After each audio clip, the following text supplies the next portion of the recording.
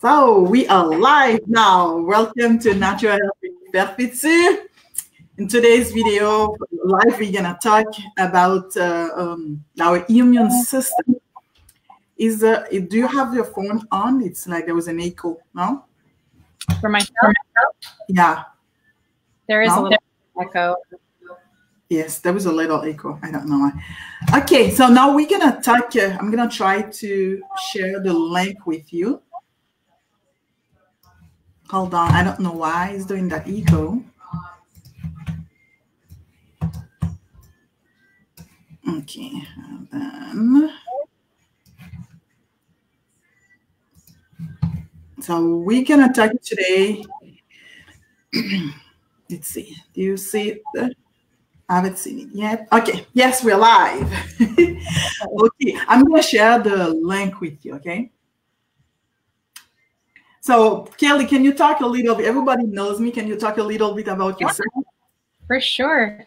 My name's Kelly Pomeroy, and I am a master herbalist. I went through the School of Natural Healing, and Dr. John R. Christopher is the founder of that school. And I also went through schooling for being a foot zoner and a foot zone instructor. I've always been passionate about helping the body to heal naturally. I've always been interested in diet and in exercise, and just have a real passion for helping us all to feel better and in the most simple ways possible.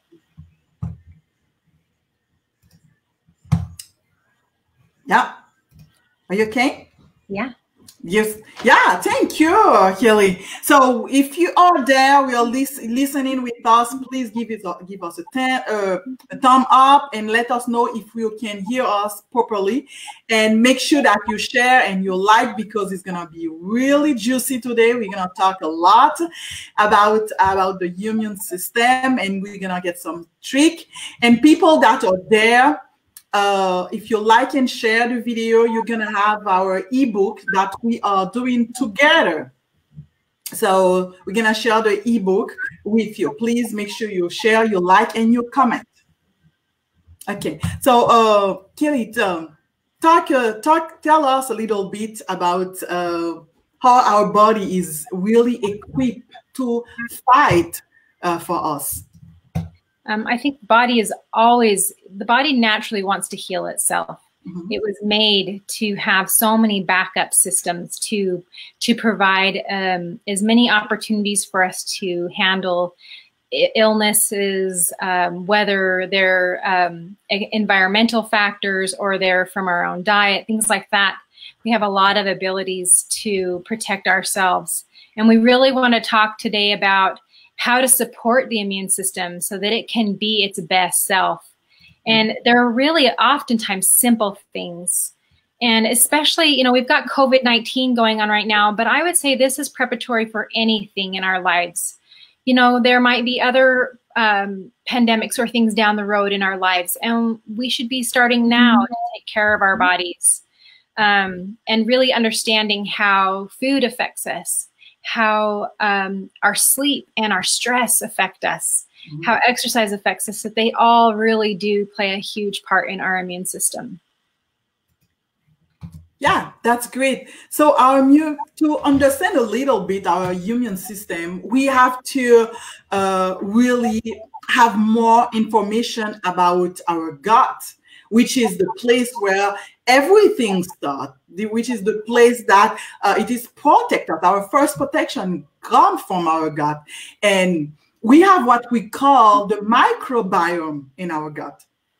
And the microbiome is a bit bacteria, good bacteria. There is some that are bad bacteria. There is yeast. There is also viruses that is part in our gut bacteria.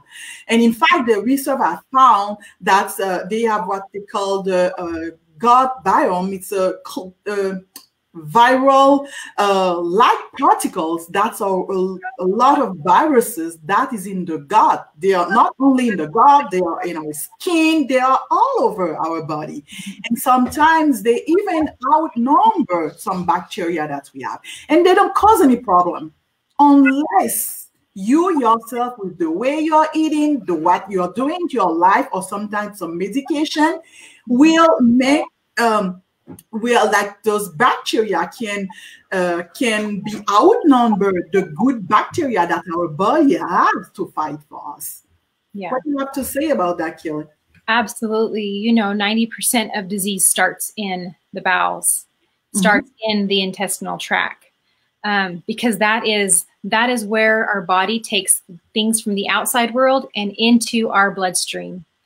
And so if we don't have a good, healthy microbiome in there, if we are getting a lot of sugar, we're wiping out a lot of the good bacteria, and then we create this war, in a sense, in our bellies, and we can't absorb as much nutrition. We can't break down nutrients and make things like vitamin K. We can't make a lot of the nutrition our body needs to function optimally. And so really it starts in the bowels. And I should say, even before that, it starts with what you decide to put in your mouth. Oh, that's so true, because what you put in your mouth will influence the bacteria. It will definitely influence. That means, so whether you feed good food, you're going to have a good number of bacteria. If you feed bad food, what we call bad food can be processed food, like they even find GMO food also doesn't encourage our gut to have good bacteria. Right. Sugar also, if you're feeding sugar, it's like you're feeding the bad bacteria. So it's like having an army there for you to fight, and you do not take good care of it. Yeah, one of those bacteria is Candida albicans, and it's good when it's balanced, when it has all of the other bacteria inside of there.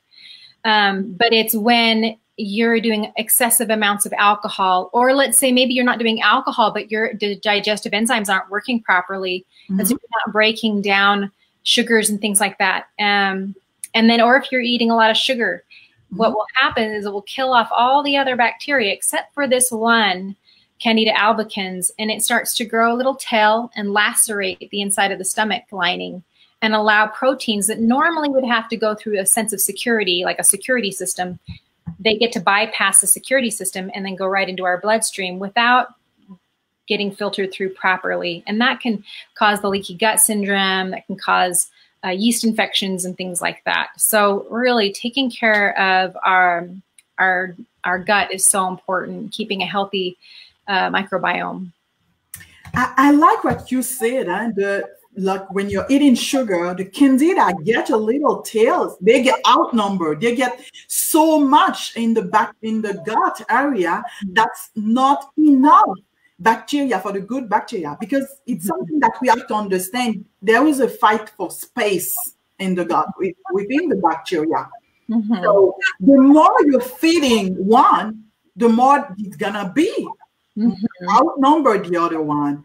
And I have they are find that most disease, or without every disease, start with a leaky gut. Because the army, the barrier that is in gut is no longer strong. So then there is a toxin, bad bacteria going out from the intestinal to the bloodstream and to the organs. Absolutely. And that's another part, like, you know, we've got more than just our microbiome that's our protectors. We've got series of locations in our body that are first responders for our immune system. So our microbiome is one. The other is our innate immune system, which is like our first responders. They're the ones that come onto the scene first. And they're in the saliva, they're in the liquids of our body, and their macrophages, their neutrophils, their basophils, their dendrites, and they're little substances that will wrap around and eat viruses, or they'll eat bacteria, or they'll eat these foreign substances that shouldn't be there. And so if we're taking care of our immune systems, our innate immune system is vamped up high. It's able to gobble up all those foreign substances that shouldn't be there. The other side is we have the innate, which is the first responders. Then we've got our more more of our doctors that have really been taught how to handle the disease, the specific substance. And those are our B cells and our T cells. They've really been instructed. They've we have these little spies that will go in and they take the proteins off of a virus or off of a substance, and they'll say, okay, here's all the genetic code. This is what this virus does, or this is what this bacteria does. And then they'll share it with those T cells, B cells, and then they'll work at creating an army to take care of it. So we've got these two responders, just like we have in society. You know, we've got our first responders, our police officers, but then we have doctors and other health professionals that can really target specific illnesses. And so understanding that we have those, and we have our microbiome that also protects us, I hope it inspires us and motivates us to make some changes. And that's really what we want. I know that you and I have talked about this, where we want to really get to the heart of that with everyone, of changes that they can make to really vamp up their immune system so that it's strong and steady. It's not overactive. It's just strong and steady. Oh, I like when you say overactive. So tell us more about what can overactive make our immune system to be overactive? So if we're having, like, let's say we have leaky gut, and we have proteins that go into our bloodstream, and they're actually safe, but our body says, that's a foreign substance. And so it overreacts, and it vamps up its immune response and does a lot of inflammation. And it's really not a problem. It's really a safe substance.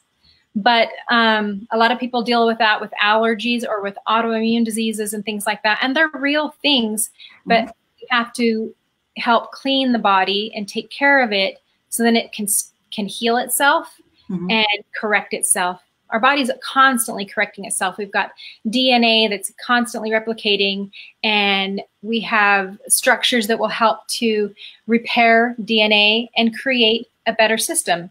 So I truly believe that we can repair and heal ourselves, but we have to put effort into it. And I think number one, like we'd said earlier, 90% of disease starts in the bowel. We start there. We start with what we eat and what we're putting into the body. And so for myself, especially following Dr. John R. Christopher's guidelines with his mucusless diet, he teaches to really focus on the plants, doing a lot plant-based diet, fresh fruits and vegetables, whole grains, nuts, and seeds, and reducing the animal products significantly. Animal products cause a lot of inflammation, and they're a lot of extra work for the body to break down. And moreover, they don't have fiber, and so they're going to be harder on the bowels to break down and process out. And I think that's one of the big things to start with. We said sugar, and sugar would be a huge one. And then I would say reducing your animal products and your processed products, and really start vamping up your plant-based foods, your salads, your leafy greens, your strawberries, especially right now, season of strawberries, and just all of the wonderful vegetation that we have to eat from. Yeah, and it's so good that nature have a way to do things that is good for us. And when we follow nature, we are in the surest path. We are really good.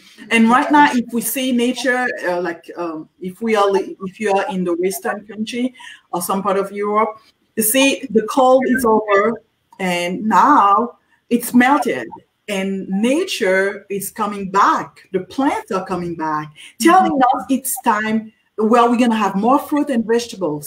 So the time for winter, when we are eating a lot of grains or nuts, that can pass through the winter without become rotten, to make us fat, that our body can heal itself, right? So now with spring and summer, we're going to have greens, we're going to have fresh foods and vegetables. It's time to consume them in abundance.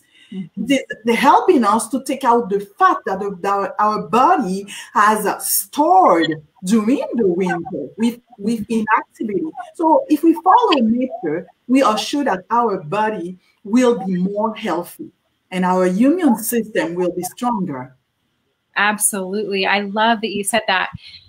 It's true that the plants that we eat, they follow a pattern for us for prepping our bodies for summer. Like, for example, strawberries actually helps to thin the blood so that it can be lighter, thinner for summertime, for the heat. Mm-hmm. And then as we come into the fall and the winter, we're looking more into the squashes, and we're looking more into the roots, like the potatoes and the carrots and the onions and those things, and the grains, like you were saying, and those help to keep fat on our body, to keep us warm through the wintertime. So nature is brilliant at how it prepares us and helps us. We just have to listen to it more. I think we have gotten out of the habit of listening to ourselves and listening to nature around us. Yeah, that's it. That is so true. Yes, and we found and Kelly, me and Kelly, our approach is more holistic. So can you tell us about the holistic approach and Vitalis and Atomist? Oh, yeah. That they can understand why we are more for nature, in a natural way of healing. Absolutely, yeah. So the vitalistic as opposed to an atomistic approach, it's a little bit different. Your vitalistic person is one that's going to follow the body and support the body in its processes instead of forcing it to do something. Mm-hmm. A perfect example is a fever. A fever actually is part of the immune system's response. And when a fever goes up, it also instigates an immune response that sends more of our white blood cells out to fight. And so if we are constantly pushing that fever back down and reducing a fever, we're sending our army home and saying, we don't need you. We're fine. Yeah. And it prolongs the illness. Mm-hmm. The key is, so as a vitalist, we would keep the temperature, but we would drink lots of water. And this will reduce the internal temperature of the body, keeping it safe for the brain, safe for all of our blood cells. And then we could take hot baths, allow us to help us to sweat out toxins, drink lots of liquid, because when we have more liquid in our bodies, it will actually reduce our temperature in our internal temperature. So a wet heat heals, a dry heat kills. So we just need to keep in mind that. And the other part of that is that our bodies have a little sensor in our brain that it won't ever go over 106. Unless we've had a head injury, our body will shut off at 106, the temperature, it'll shut it off. And it won't raise it any further. So as long as we can keep lots of liquids in, if someone can't keep liquids down, put them in the bathtub, get as much liquid in them, humidify the air, ways to get liquid into their body, and help that heat to happen. That's a part of the body's mechanism. And so that's a good example of a vitalistic approach. An atomistic approach would be to take the medicine to shut down the temperature. You know, we get scared of a temperature. We think, oh, if there's a temperature, that means there is an infection. And if the temperature is not there, that means the infection's not there.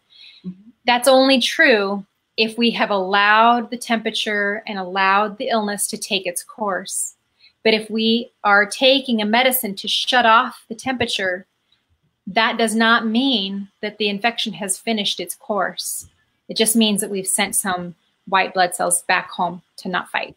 Oh, I like that. I like what you're saying. Wow. Cindy, it's like you have a war going on in your country and you take all your army and you put them in reserve. Yeah. Does that make sense? So we have a question.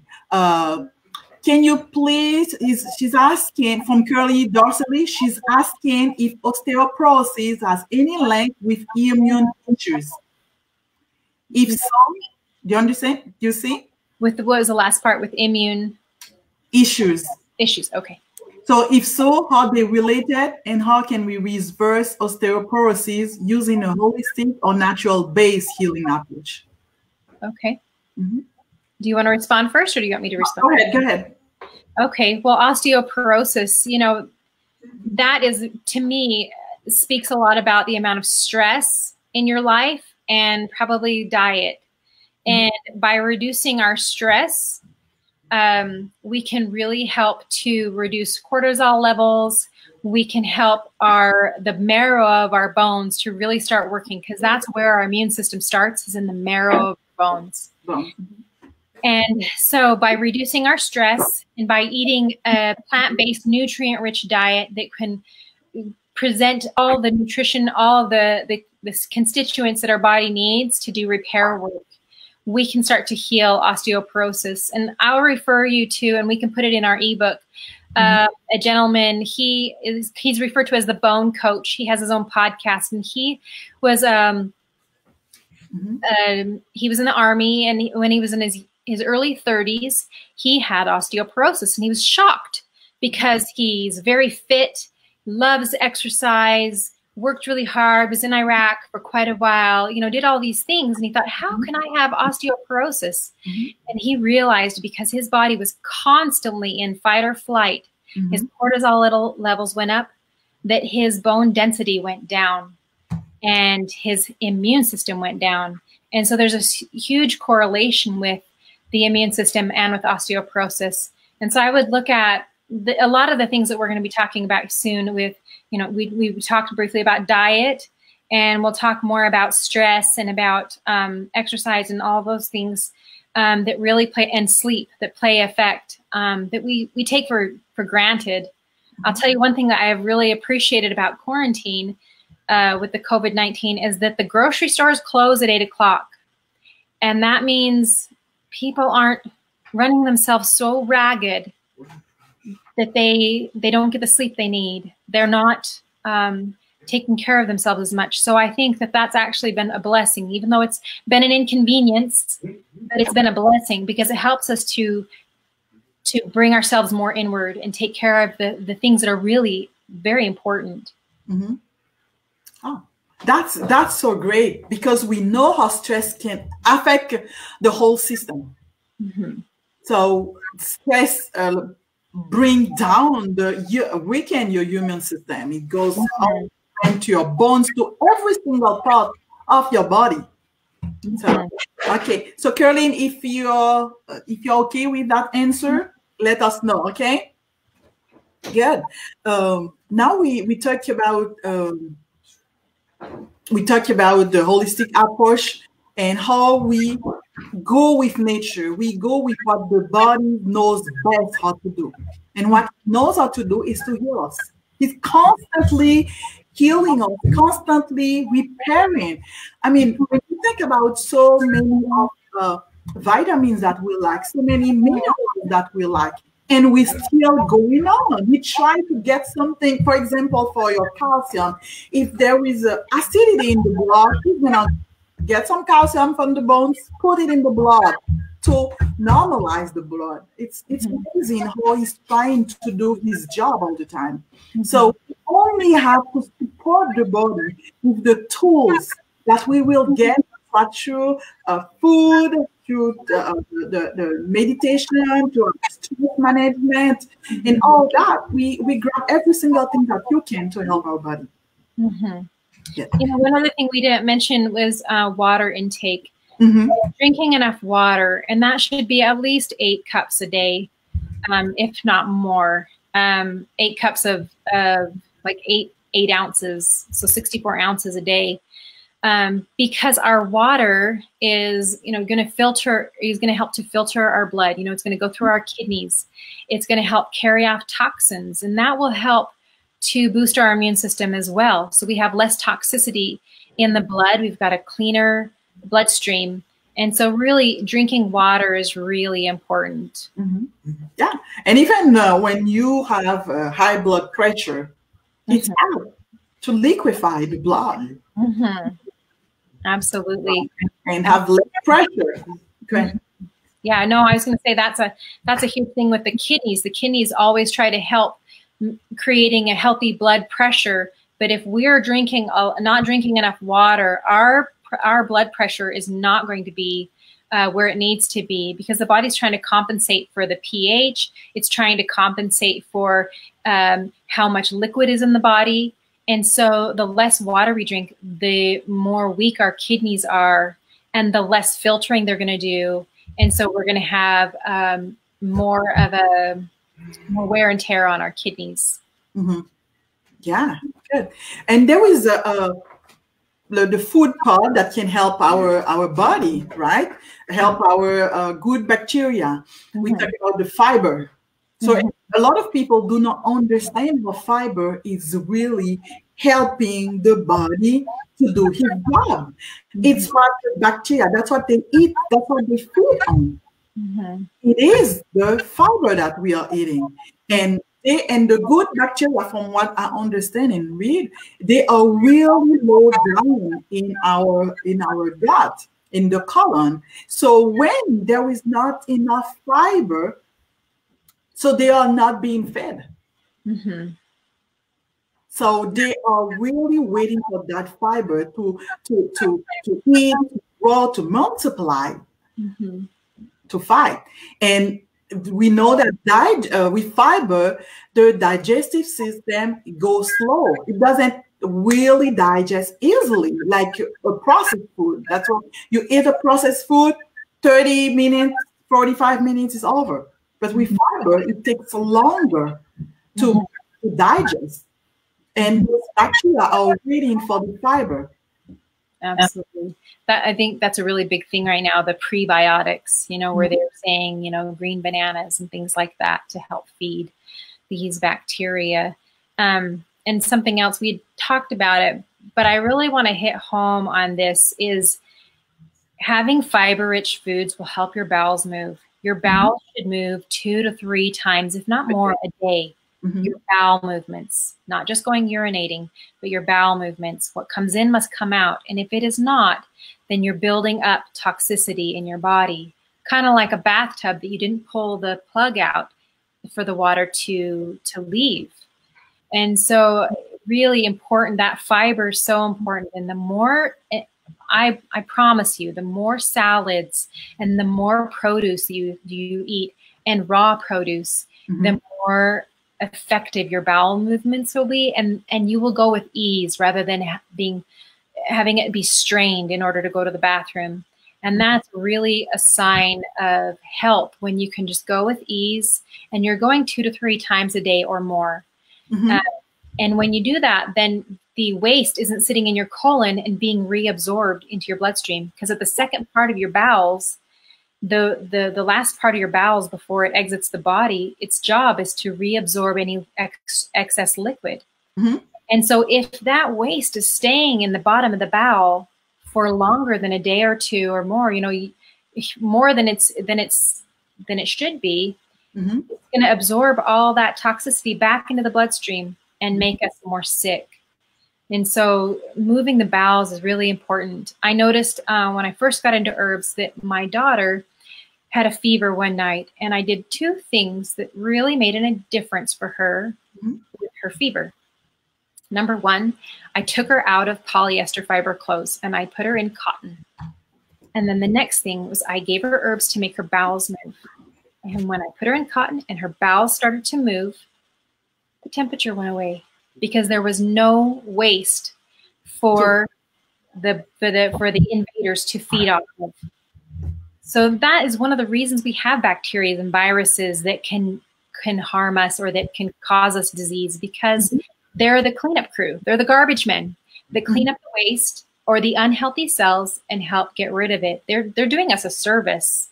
So let's do ourselves a service by feeding ourselves the healthy fiber-rich foods like we've been talking about, and lots of water and nutrient-dense foods. And then we won't have a lot of waste for a virus or a bacteria to need to help us get rid of. Yeah. Yes. Simple things. I really like when you talk about cotton, because we are using so much synthetic tissue and the body cannot breathe. We can't breathe, and our skin needs to be breathing too. Absolutely. I totally agree with you. The skin is one of the largest organs of the body, and it can breathe. It can absorb what it should, and it can keep out what it shouldn't. And it also has a microbiome all over it to protect us. And so our skin, it does a great service for us. So we should take care of it and put natural fibers on us so we can breathe and get rid of toxicity, like with sweating. Natural lotion too. I always tell people I don't use anything really unnatural on my skin. Just use like a natural shea butter and take water to clean myself, because those bacteria that are on the skin needs to be fed also. Because when you're using really harsh chemical, washing out all those good bacteria, the skin becomes dry. And by being dry and in excess, what's happened, there is crevices that is making in the skin. And the bacteria and viruses can get there all through. Exactly. It's like taking away your police officers all over your skin, and it leaves room for invasion. So all of these bacteria that are all over us, and there's different kinds of bacteria based on where they are. Under the armpits is a different bacteria than what's on the arm, or inside the inside of the nose is different. But they all serve this purpose and protection for us. Yeah, that's good. I like that. And one of the things we put in the ebook is like to eat different kind of vegetables, because the more different vegetables, the more diverse your vegetables are. We say vegetables because they are mostly fiber. They are the one that's gonna feed the good bacteria. And the more diverse your vegetables are, the more you will be able to feed different kind of bacteria that there is in your body. So if you keep eating the same vegetable over and over, so you are not having a different kind or diverse bacteria in your body. And as well as antioxidants, the more fresh produce we have and the rich colors, the purples, the blues, the reds, those are all antioxidant rich. All berries have all those deep, rich colors. But even the yellows, they all have these antioxidants that what they do is they clean up free radicals, and free radicals they like to kind of kick us off course. They're like bullies. They try to knock everyone off balance. And so the antioxidants help put everyone back in balance again and to do repair work. And so we're not aging as much. We can reduce our wrinkles. We can improve the wear and tear of our body by increasing the rich, colorful foods. Yes, good. And then we saw like there was some food that can decrease the good bacteria. We talk about snacking, alcohol, GMO foods, artificial sweeteners. For those that are diabetic, they usually think taking artificial sweetener is a good way to go. Okay. Do you want to talk a little bit about sleep? Yes, huge. Sleep is so important, and I think we really take it for granted that there's so many processes our bodies do at night as repair work for when we sleep. And I really enjoyed, if you can look it up, we have it in the ebook as well, the Chinese body clock. It'll show you at different hours the processes that are happening in the body as it's doing repair work in the lungs or in the liver, in the brain, all these different processes that happen. If we're not getting that rest, our immune system is going to be reduced because the body is having to do all this extra work that it wasn't able to do at night when it was sleeping. Yeah, good. And I've learned also that between 9:10 to 2 a.m., this is where the body do his cleaning. It's really crucial for the organs to do their job during those times. So that means early to bed and early to rise instead of going late at night and waking up late. Yeah. Yeah. And it will also improve brain function. Especially college students, they'll think, oh, I've got to study. And so they'll study until 2 in the morning, and then they'll get up at 6 o'clock in the morning. They'll have had 4 hours of sleep. But do you think they're going to be able to be mentally present to be able to regurgitate all that stuff they just tried to cram? it's not going to be as efficient as if they would take care of their sleep, take care of their body, and go over things so that they can have a healthier body, they can be more present, and a healthier mind. So especially those young children too, if children will get more sleep at night, their brains will be more clear. They'll have more ability to retain information. Yeah, I've done that. I had when I went to nursing school with my 3 children, I will go to bed early with them, 8:30, and I will wake up around 3 o'clock to study. And I will not be tired or overwhelmed during the day. That's wonderful. I feel so much energy. So each time during the day, I will wake up to 3 o'clock in the morning and I will study. And I was able to make those years of school without being overwhelmed or having any fatigue with the kids. That's so brilliant. And I think that's right now is such a good time for a change, because we're in this state of quarantine where our regular routine is off. And so it's time for us to be more introverted and decide, what are some changes that I could make now? You know, what are my sleep habits that I can change? What are my diet habits that I can change? My water intake, and yeah, just a lot of things to really consider. Yep. And we saw that sleep problem really influence diabetes, insulin resistance, high blood pressure, and obesity. And I found that people that do not go to bed early, they will eat late at night. And because of the eating late at night, they become obese. Absolutely. Absolutely. It's really, you shouldn't eat 2 hours before bed. Have that time for your body to have fully digested your food and get it out of the stomach, get it into duodenum, into the intestines, and then get your sleep. I think that's really wise.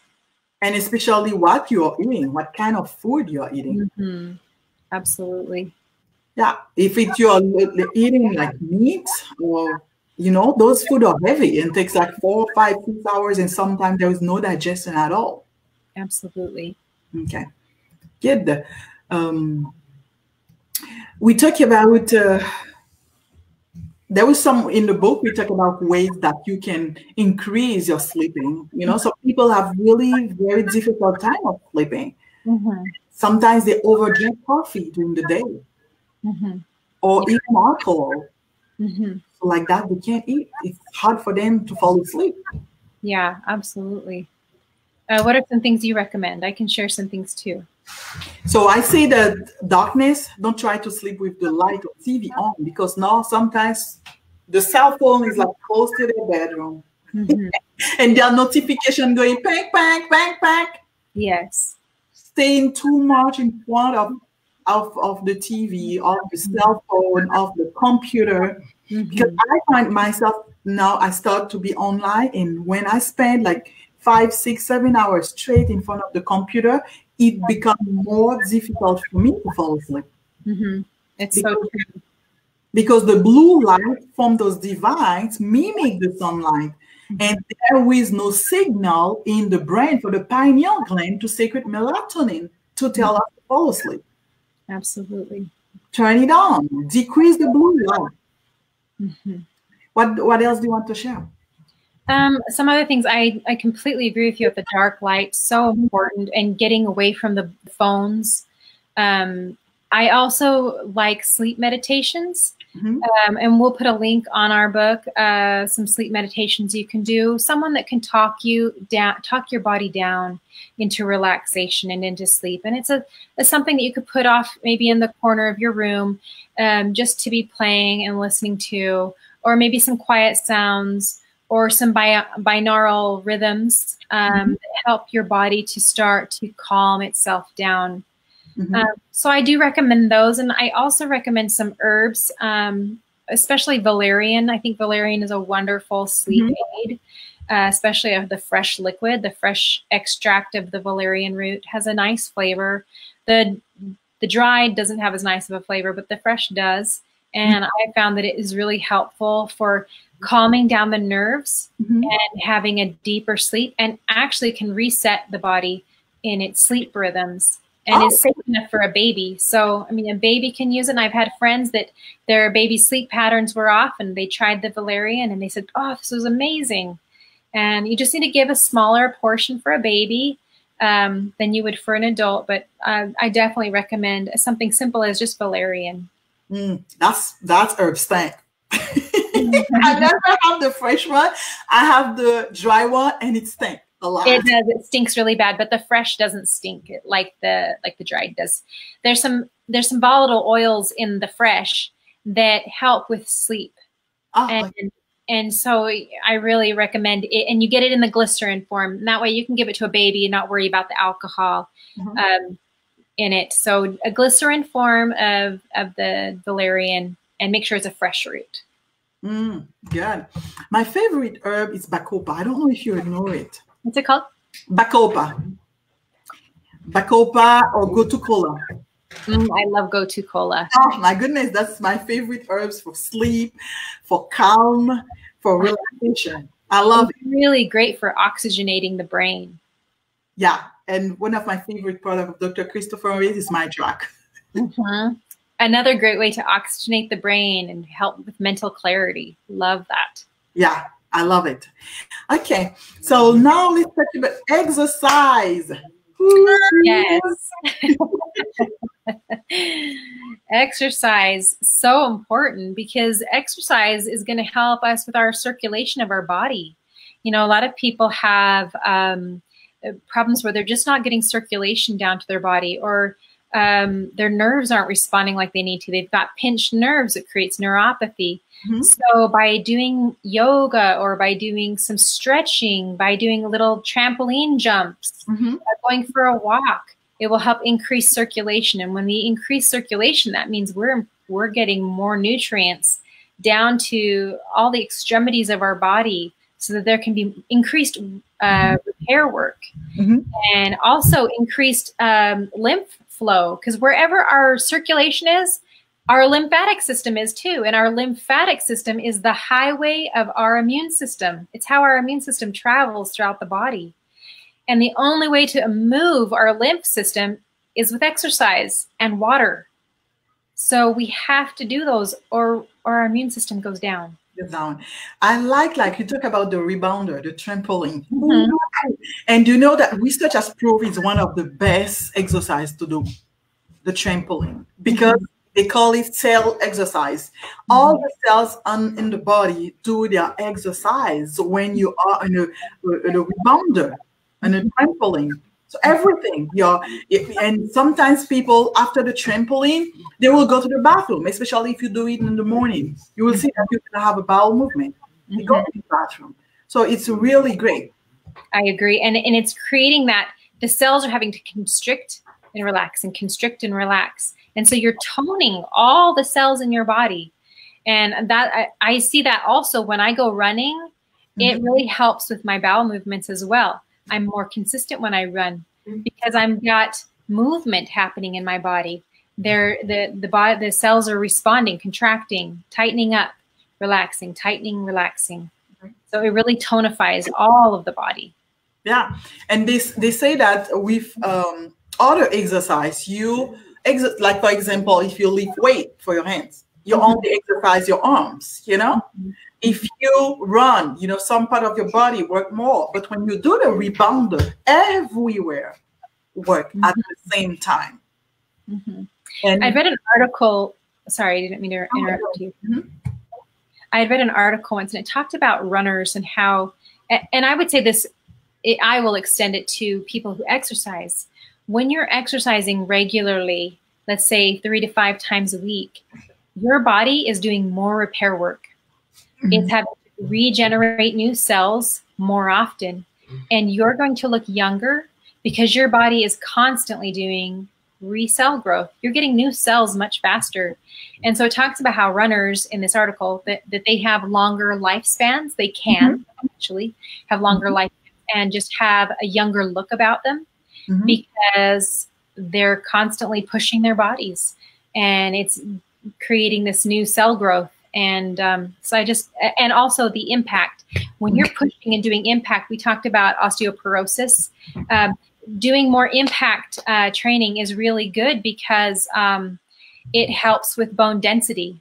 And men actually have less chance of osteoporosis than a woman because men are doing a lot of high impact. You know, they're the ones who do the grunt work. They're doing the hard labor. And we do hard labor too, but not like a man does. And so, you know, the more exercise we can do, the better support our bodies. And you know what? With exercise, it's a boost the neurotransmitter like serotonin. Dopamine, yeah, dopamine level goes up when you do your exercise, and it has a really great impact on your cognitive health. Absolutely. I love that you said that. So true.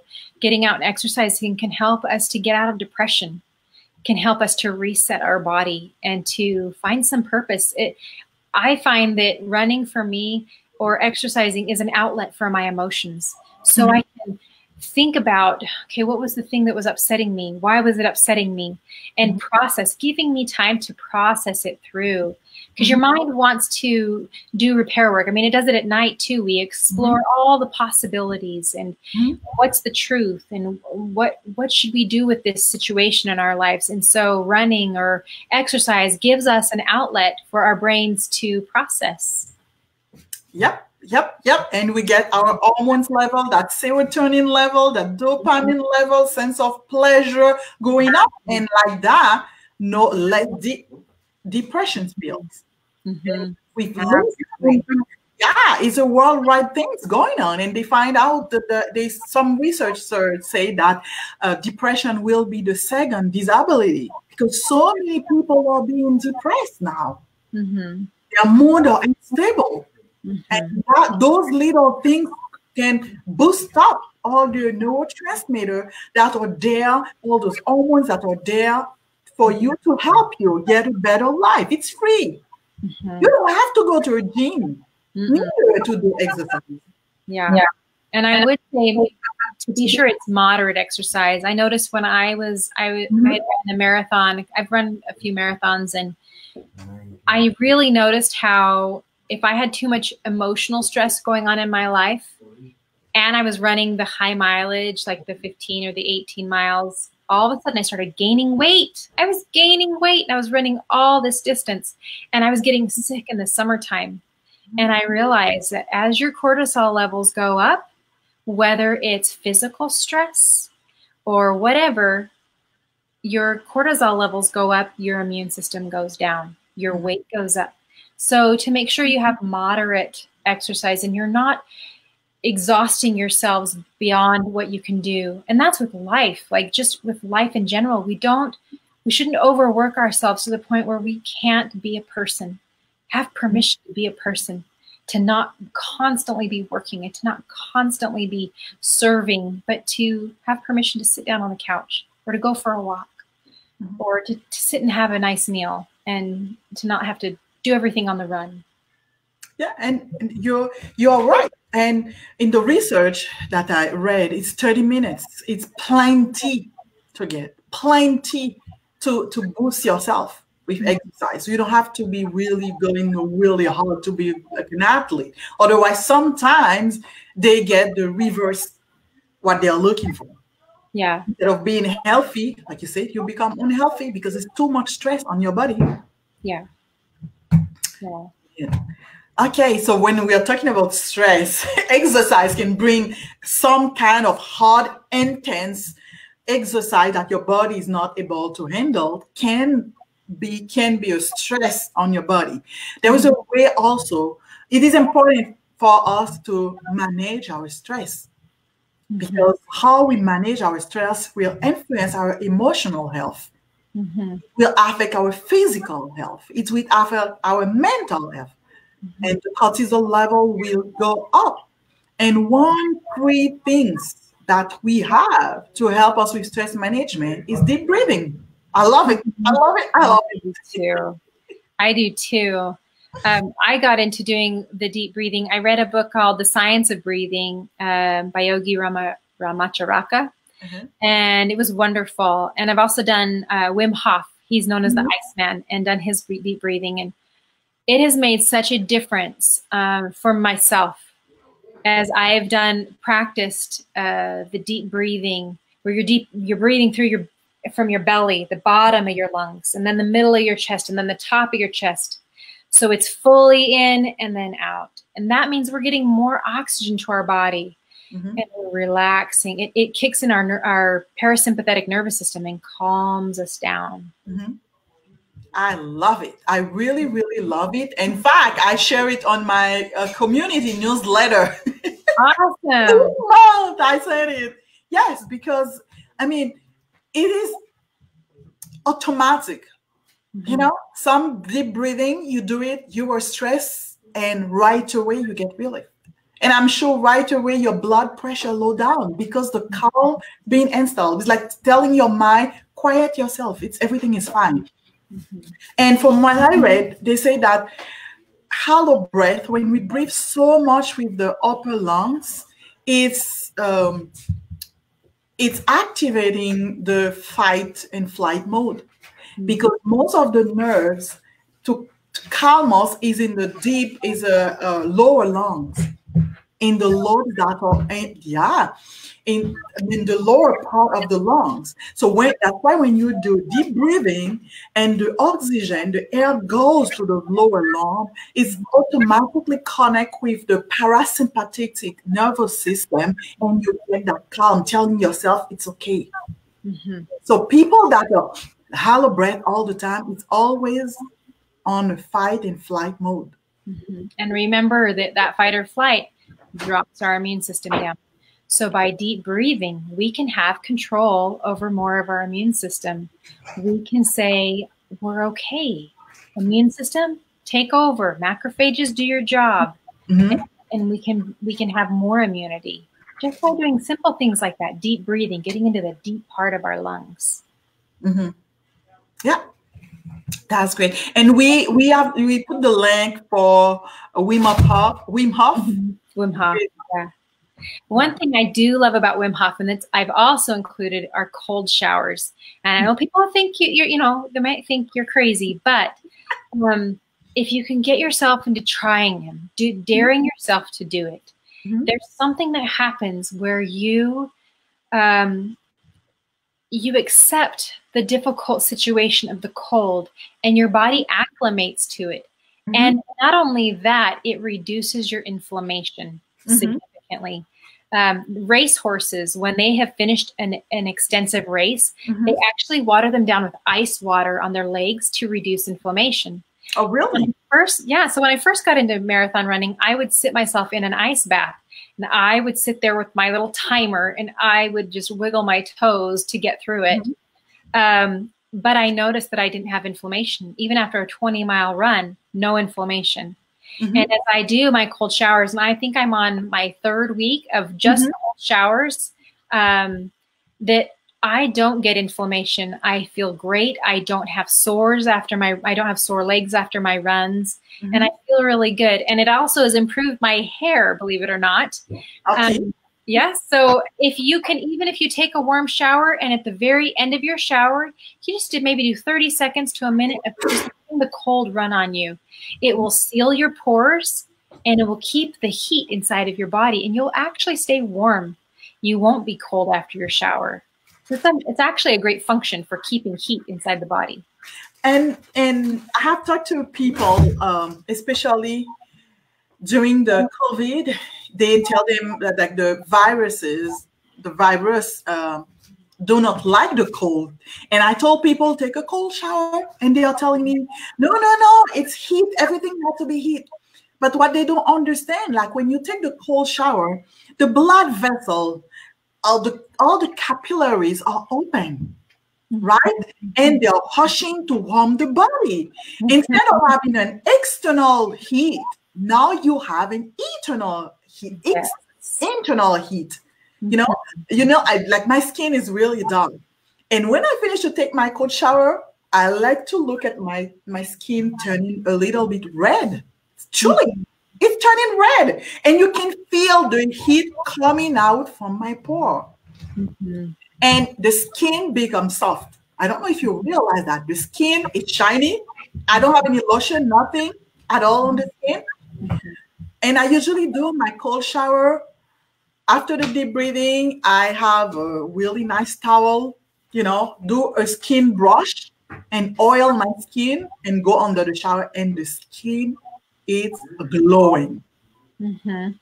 Well, one of those reasons is because the heat causes our bodies to excrete the oils in our scalp, in our skin. And by this, we're keeping those oils in so they can lubricate the skin instead of letting it just run out of the body. So it's a really great way for keeping us hydrated and keeping us with the oils that we need for our skin. Yeah, that is so great. That is really good. So take cold shower. Yes, I dare you. It's a wonderful experience. I loved it. And it's so strange. You are not cold.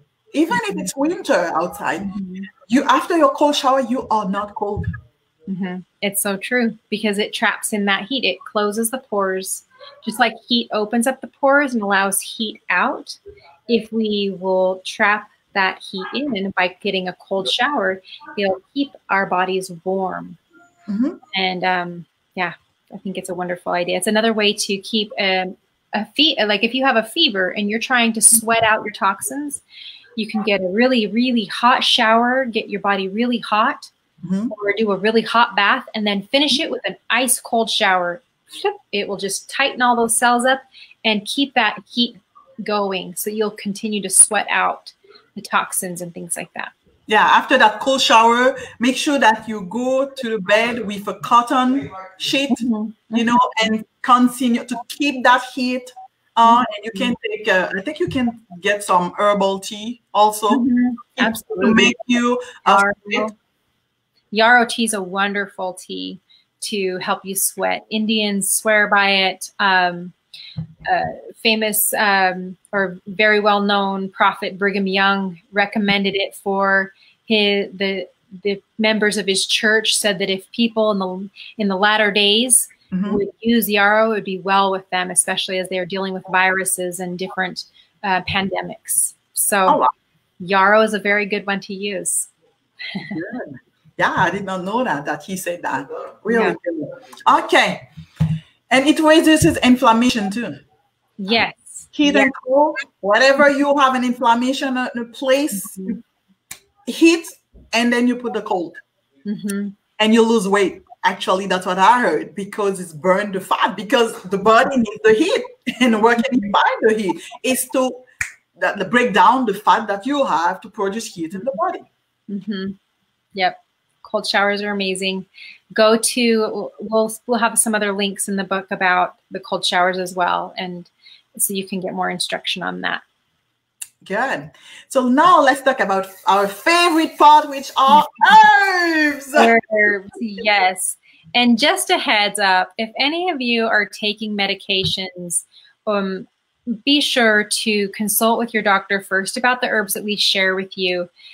Just to make sure that they aren't interacting, especially if you are doing heart medications, if you are, or if you have blood clot problems, or if you're taking medications that interfere with the brain, you know, with serotonin uptake inhibitors, things like that. Be sure you consult your doctor to make sure that they don't, they're not contraindicating each other. But yes, herbs. So I wanted to talk about herbs for the immune system, and I'll just give a few. Let me grab my notes so I don't forget what I want to mention. So echinacea. Echinacea 1, it's going to boost your white blood cells so that you're going to create more white blood cells to fight infection. So echinacea is a wonderful one. It's one that you take for a week and then change to a different immune stimulating herb. But because of the way it operates in the body, it will stimulate the body to think that there's an infection. And so it will vamp up by the presence of the echinacea. So it'll vamp up the immune system. But then after a week's time, the body realizes, oh, echinacea is safe. And so it will accustom itself to it. So changing out echinacea and change it for another herb like elderberry and elderflower. elderberry and the elderflower is just before the berry comes. You've got these beautiful little flowers. They taste delicious. They make a wonderful tea. And then the berry comes afterwards. They're both antiviral. They reduce inflammation. And what they do is they will inhibit the protein or the virus from depositing itself in the cell and replicating. And so elderberry is a wonderful, or elderflower are wonderful herbs to be using right now as well. Garlic. I love garlic because it is so capable of so many things. It's antiviral, it's antimicrobial, or it's antibacterial, meaning it can do virus, it can do bacteria, it can do fungus, it can do parasites. And the body is not going to acclimate to it like it would a pharmaceutical drug, where a pharmaceutical drug can grow resistance. This is going to just be able to handle it. And Dr. Christopher has a super garlic immune formula, which is amazing and is really good. He used to call it the anti-plague because it handles really difficult situations. The garlic, vinegar, and the other herbs in there that support all the eliminating channels, like the bowels and the liver, the kidneys, and the bloodstream. The next one, reishi mushrooms. And they increase the activity of the white blood cells and increase the amount of lymphocytes in the body as well. Reishi mushrooms are a wonderful way to really support the immune system. And I heard also that most of the mushrooms are really great things to eat. Absolutely. And another way, they also are another way for us to get vitamin D. So vitamin D we can get through the sun. But if it's really cold out, we're not going to be able to absorb the vitamin D because of the distance from the sun to us, right? And so mushrooms and fish are both great ways to get vitamin D. And if you can take a mushroom, let's say you have a store-bought mushroom, have it sit out in the sun, and it will actually manufacture more vitamin D as the mushrooms sit in the sun. And that will be another way for you to get vitamin D. And vitamin D is actually really helpful in creating a strong immune system. So we said it again. You take the mushroom, you put it out in the sun. Even the mushroom that we buy in the store. It will work that as well. Oh, wow. That's good to know. So you put them in the sun, that's going to get us the vitamin D that we need. And it will increase the vitamin D. Increase the vitamin D that's in it. Isn't that wonderful that nature put everything for us? So Yep. Yes, Marge, there was one lady that said we have good mushroom in Haiti. Yes, we have a dry mushroom. Good. Lucky you. I wish I had some great mushrooms to eat right now. Well, we put it in rice. Oh, delicious. That sounds amazing. Yes. You said something about echinacea. So we don't take it often? If you can, it won't harm your body, but it will be more effective if you take it for a week and then take a break from it. And then take it for a week. So every other week. Just every other week. Oh, yeah. Again, it's not going to harm you. It's just going to be a lot more effective if you change it out for a different immune stimulant. Yeah, that's great. While we're talking about immune stimulants, I want to talk about two herbs that can really help if you have an overactive immune system. And we talked about this a little bit earlier, I think. Our immune systems can become overactive sometimes with allergies, autoimmune. And there's two herbs Dr. Christopher created, or not created, but formulated together. And he discovered if he did equal parts, meaning equal weight, of an herb called marshmallow and an herb called astragalus. And those two together in equal parts creates this beautiful synergy of helping to reduce the inflammation, calm the immune system down, at the same time keep it strong. And so the marshmallow calms the immune system and the astragalus keeps it strong. Keeps it strong. Oh, it's wonderful. And you know what? The marshmallow roots is actually part of a prebiotic. So it makes a good environment for your good bacteria to grow. Wonderful. Love that. Love that. So next we want to talk a little bit about herbs for the lungs, because that's really the focus right now with the COVID-19 and with the lungs. One that I really like is pleurisy root. the pleurisy part, the part of the sac of our lungs where it sits is the pleural, how do you say it? Pleural wall, something. Yeah. Yeah. My word just left me. I'm so sorry. The pleural lining, something like that. It's just leaving my brain. But pleurisy root is to represent the name of that sac, and it helps to reduce the inflammation of the sac, and it also improves the ability for the airways to receive oxygen.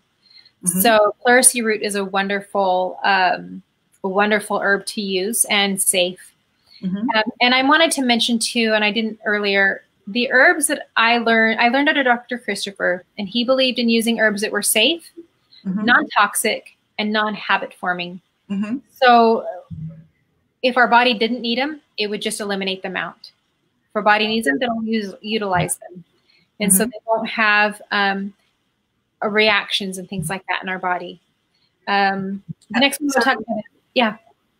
We have a plural visceral. Thank you. Plural parietal. Thank you. Yes, so it's that pleural lining of the lungs. Yeah, good. Okay, so the next one is mullein, and mullein is an astringent, but it's also an expectorant. So it'll tighten the cells up inside of the lungs, but help us also to expectorate it out. And mullein is a wonderful herb. I used to take mullein tincture and put it in my children's juice boxes so they wouldn't know they had it. But it really helped one of my sons. When I first got into herbal medicine, he had bronchitis and he kept getting it. And so I would put mullein tincture in his juice boxes, and he responded so well to the mullein herb. It's really his herb of choice. And so you can do that. A lot of people will smoke the mullein. I'm not a big believer in the smoking of the herb, but it can really be in an emergency. It will really open the lungs up. Another one is Lobelia. Lobelia can go hand in hand with mullein and help to open the airway up. Good. Lungwort. Lungwort helps. It's very antimicrobial. It can help to fight infection in the tissues of the lungs. And it's also good for rebuilding cells. It's a good cell proliferant to help rebuild cell growth. Elecampane is also an expectorant, and it helps to loosen the phlegm so that you can cough it out. And that's very much a vitalistic approach, holistic approach, where we're not suppressing the cough, we're encouraging it. Because as we encourage a cough, it starts to loosen up, and then we have these little hair-like cilia inside of our respiratory tract, and it will help to push it up so we can cough out the congestion, or swallow it down to go through our bowels and eliminate it out through our bowels. So it's a really great system. The last one I want to talk about is ginger. Ginger, you can do a ginger tea where you're just chopping up the fresh root and put a couple dime-sized pieces of ginger. Or you can do it dried. This helps to break up mucus, and it also helps to increase circulation, especially in the alveoli, to help increase gas exchange.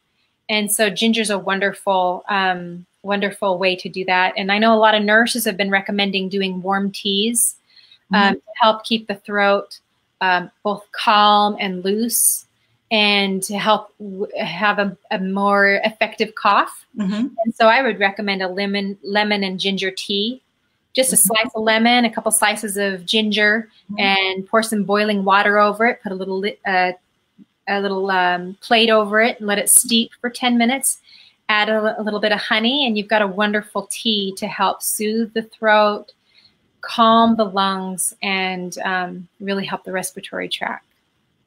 Yeah, but that is so wonderful how nature has prepared every single thing for us to build our immune system. There is no way that we have to go through this life with being sick all the time. Yeah, absolutely. And we talked a little bit about the eliminating channels of the body, the bowels, the liver, the kidneys, and the bloodstream. And then we talked about the lungs as well.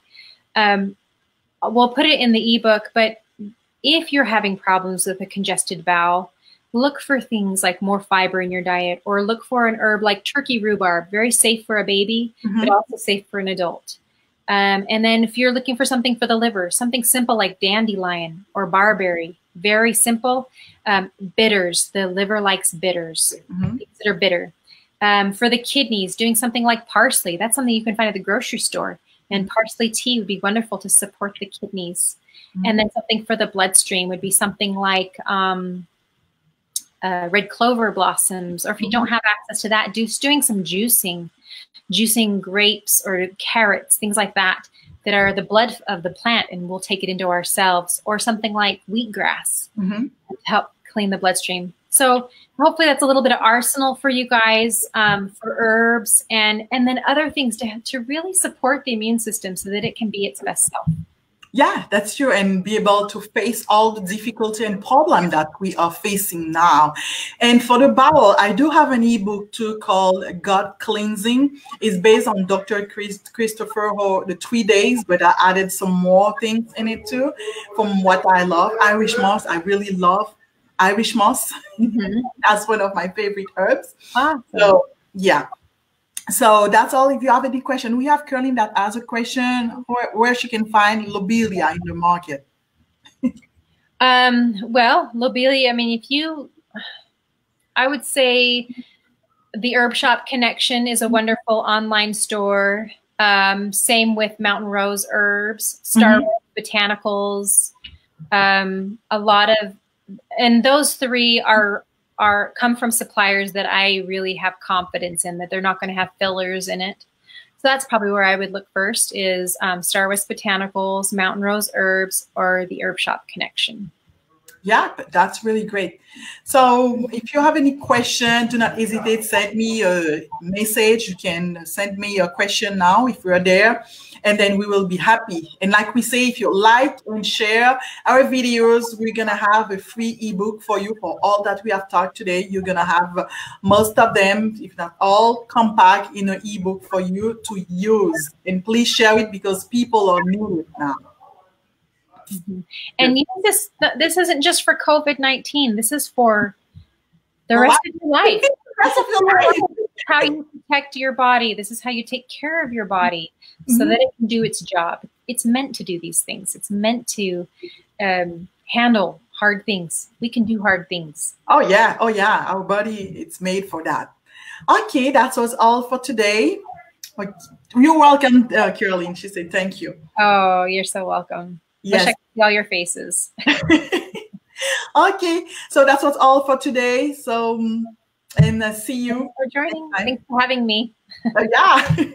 Okay. Thank you for coming. We had a really great time, and we share a lot the magnificence of our body. And that's what we are there for, right? As a naturopath and as a master herbalist, we are there to support people naturally to get their health back. Absolutely. And well, so if you want to find Kelly, where can we find you? Probably email me at footzoningandherbalhealth@gmail.com, or you can find me on Facebook, Kelly Pomeroy. I'm happy to message you there, and that's where I currently have access right now. I don't have my own personal website yet. Yeah. So you do food zoning. So the person have to be in person to do it? Yeah. However, I'm an instructor. So if someone wanted to learn it, I'm actually doing courses that we can do through the computer.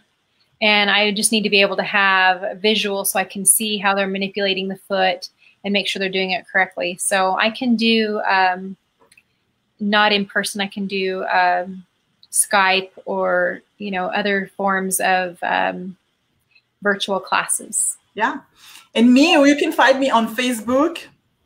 I'm also on Instagram, Perpetue Robert, or Natural Health with Perpetue on Facebook. And you can find me on Instagram, Naturopath Coach, Perpetue Robert. And I'm a naturopath, so I took clients, and especially people with high blood pressure and diabetes problem. And we know that right now, they say that a lot of diabetes has a problem. They are more prone with the COVID-19. So we did not talk really about that, the ACE receptors. So you can find me on Facebook, send me a message, and then you don't have to come, you don't have to move. I always be online. So I do my consultation online. I have a 3-month program, Get Your Health, Reestablish Your Health, so that can help you. So we can have a free consultation. It's 30-minute free consultation to see how we can help you. Very good. I also, I have started doing a clientele base where if someone's interested, I charge $25 for the first half hour, and I do herbal consults. And so if anyone's interested, foot zoning and herbal health at gmail.com, you can reach me, and I'm happy to do consults. I love it. Oh, great. Okay, that's all for today. Thank you, and see you next time. All right. Thank you. Bye-bye.